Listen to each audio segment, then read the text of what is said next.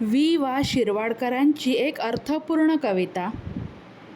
देव मानावा की मानू नये या भानगडीत मी पडत नाही.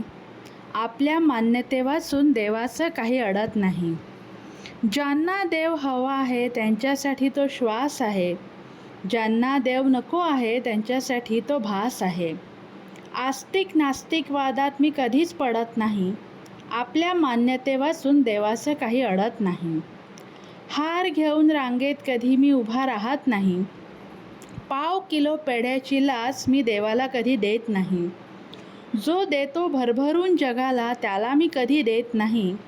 आपल्या मान्यतेवाचून देवाचं काही अडत नाही. जे होणारच आहे ते कधी टळत नाही. खाटल्यावर बसून कोणताच हरी पावत नाही. म्हणून मी कधी देवास वेठीस धरत नाही. आपल्या मान्यतेवाचून देवाचं काही अडत नाही. देव देवळात कधीच नसतो. तो शेतात राबत असतो. तो सीमेवर लढत असतो.